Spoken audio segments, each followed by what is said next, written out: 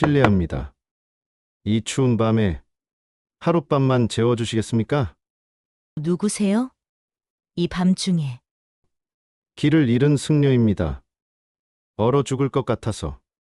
뭐, 중이라고요? 여긴 양반집이에요. 더러운 중 따위가 들어올 곳이 아니니까 다른 데나 가요. 제발. 정말 죽을 것 같습니다.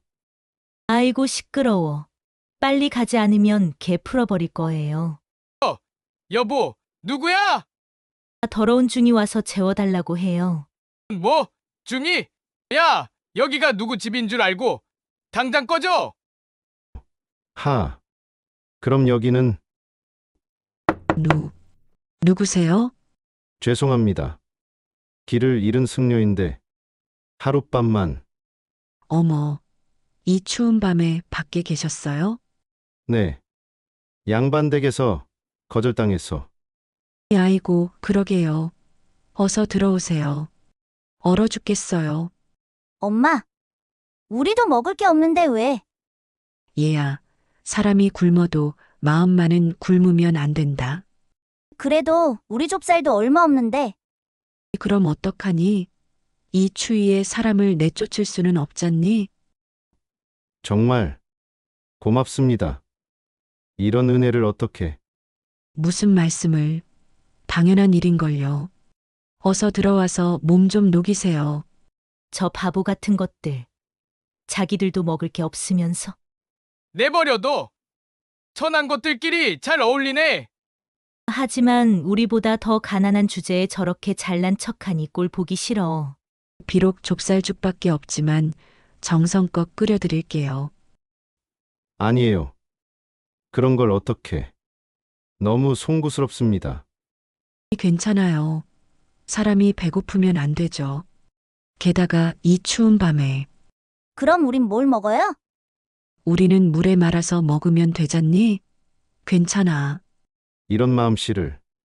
정말 고맙습니다. 쯧쯧. 저런 바보들 같으니라고.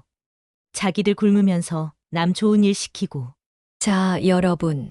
저는 그날 밤의 일을 평생 잊을 수가 없답니다. 제가 바로 그 분이입니다. 남편을 일찍 여의고 어린 아들 하나만 키우며 살던 가난한 과부 말이죠.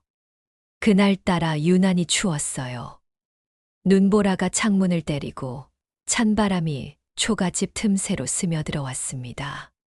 저는 아들과 함께 웅크리고 앉아서 좁쌀죽을 끓이고 있었죠. 그런데 갑자기 문을 두드리는 소리가 들렸어요. 이런 밤에 누가 올까 싶어서 문을 열었더니 눈에 뒤덮인 승려 한 분이 서 계시더라고요. 승려님의 얼굴은 파랗게 질려 있었고 손은 얼어서 제대로 움직이지도 못하시는 것 같았어요. 저도 모르게 마음이 짠했습니다. 아들이 제 옷자락을 잡아당기더라고요. 우리도 먹을 게 없다고 왜 남을 들여보내냐고 투덜거렸죠. 하지만 저는 그럴 수가 없었어요. 남편이 살아 계실 때 항상 말씀하셨거든요. 분이야, 우리가 비록 가난해도 남을 돕는 마음만은 잃지 말자. 그게 진짜 부자가 되는 길이야. 승려님을 방으로 모셔드렸습니다. 제가 덮던 이불 하나뿐이었지만 기꺼이 내어드렸어요. 그리고 좁쌀죽을 정성껏 끓여서 대접했죠. 승려님이 고개를 숙이시며 말씀하셨어요. 이렇게 귀한 정성을 어떻게 갚아야 할지 모르겠습니다. 저는 손사래를 쳤습니다. 무슨 말씀을 하세요? 사람이 사람을 돕는 게 당연한 일인데요. 그 밤 저는 아들과 함께 부엌 구석에서 잠을 청했어요. 춥고 불편했지만 마음만은 따뜻했습니다. 누군가에게 도움이 되었다는 생각에 기분이 좋았거든요. 이튿날 아침 일찍 승려님은 조용히 떠나셨어요.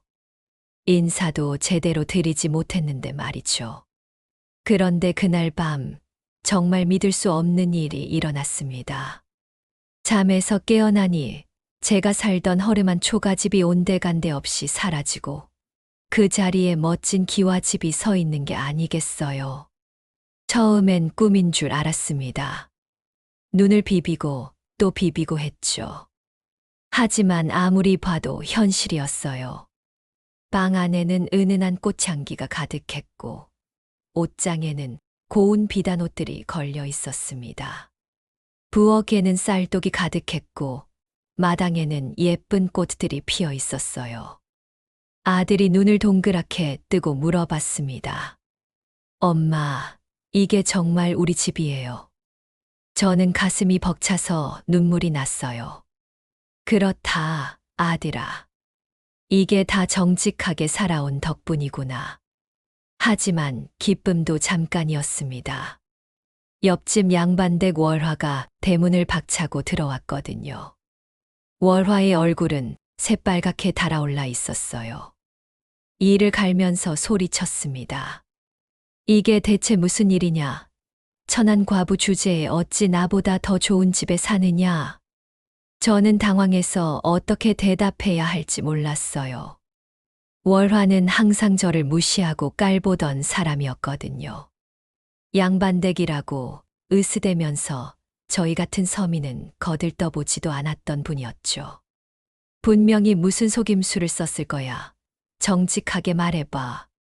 월화는 계속 소리를 지르며 집 안팎을 뒤지기 시작했어요. 뭔가 이상한 걸 찾으려고 했던 것 같아요. 저는 조용히 말했습니다. 월화님, 저는 그저 어려운 분을 도와드렸을 뿐입니다. 그 외엔 특별히 한 일이 없어요. 거짓말. 분명히 무슨 요술을 부렸을 거야. 월화는 믿으려 하지 않았어요. 그리고는 황급히 집으로 돌아가더라고요. 아마 승려님을 찾으러 간 것 같았습니다. 며칠 후 월화 부부가 숲에서 승려님을 찾아냈다는 소문이 들려왔어요. 그리고 3가지 소원을 빌었다는 얘기도 함께 말이죠. 승려님이 경고하셨다고 하더라고요. 욕심은 화를 부른다. 조심하라. 하지만 월화 부부는 듣지 않았답니다. 첫 번째 소원으로 금은보화를 달라고 했대요. 그런데 말이 끝나자마자 집에서 기르던 말 한 필이 그 자리에서 쓰러져 죽어버렸다는 거예요. 놀란 월화 남편이 2번째 소원으로 그럼 안장은 아내에게 지워달라고 했답니다. 순간 무거운 말 안장이 월화의 등에 달라붙어서 떨어지지 않게 되었다고 해요. 월화가 울부짖으며 마지막 소원으로 안장을 떼어달라고 빌었지만 그러고 나니 아무것도 남지 않았답니다. 오히려 창피만 당한 거죠. 그 일이 있고 나서 월화 부부는 마을의 웃음거리가 되었어요. 사람들이 수군거리며 손가락질했거든요. 저는 그 모습을 보며 마음이 안타까웠습니다. 욕심 때문에 스스로를 망친 거였으니까요. 그 후로 저와 아들은 소박하게 살았지만 마을 사람들의 존경을 받으며 행복하게 지냈답니다. 어려운 이웃이 있으면 언제든 도와주었고, 그럴 때마다 마음이 더욱 풍요로워졌어요. 결국 진짜 부자는 마음이 넉넉한 사람이라는 걸 깨달았습니다. 돈이나 재물보다 더 중요한 건 남을 배려하는 따뜻한 마음이었던 거죠. 지금도 그때의 승려님께 감사한 마음을 잊지 않고 있어요. 제게 진짜 행복이 무엇인지 가르쳐 주셨거든요. 여러분도 기억하세요. 작은 친절이 때로는 큰 기적을 만들어낸다는 것을 말이에요.